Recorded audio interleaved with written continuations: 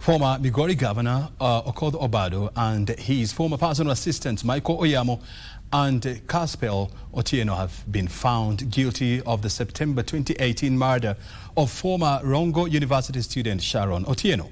Delivering the verdict on Thursday, High Court Judge Cecilia Githua ruled that the evidence sufficiently linked the trio to the killing. The judge found that Obado was the primary beneficiary of the murder plot aimed at safeguarding his name and reputation. Ruth Wamboi has the details.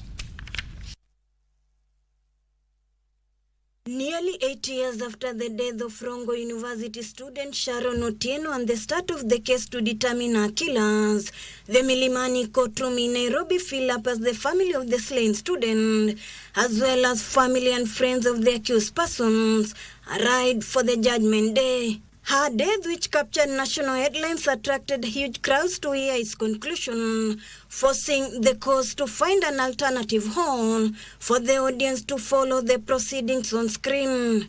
And after reading the judgment for the better part of the day, Justice Cecilia Githua's hammer dropped. Participation, premeditation, and intention to execute their common intention. And with it appeared to seal the fate of the former governor and his two co-accused. The judge in her decision said that the former governor offering to give the slain student 30,000 shillings to conduct an abortion was itself a red flag.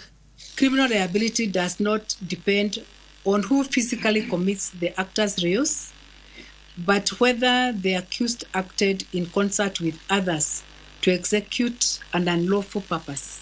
The judge further noted that Obado employed the services of his personal assistant to act as an intermediary between him and Sharon, which showed he had a scheme. And the other three calls were made on that September 2018.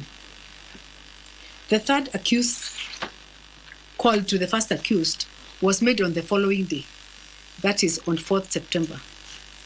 At 7:31 p.m.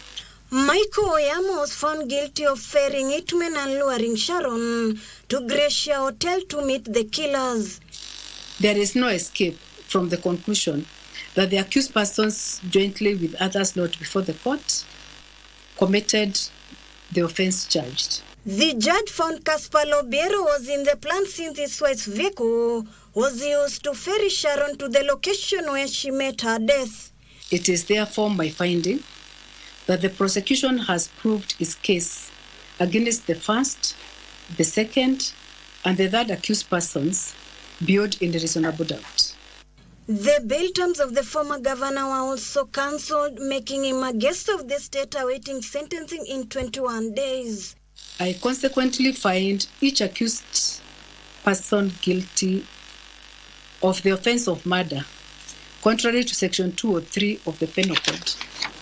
The guilty verdict was hailed by the Federation of Women Lawyers and the Victims' Councils. As FIDA, access to justice still continues for all the women and girls who have undergone gender-based violence. This is an affirmation that regardless of the gender-based violence that anyone goes through, justice will finally take place. 8 years is not a short time. So I believe that with the judgment that has been rendered today, with the conviction, I believe that the family is happy about the justice of their daughter. The three convicts were found to have had a malice plot, with the then Migori Governor Okoth Obado being told that avoiding the crime scene area will not erase culpability of planning and funding to eliminate the late Sharon Beryl Otieno.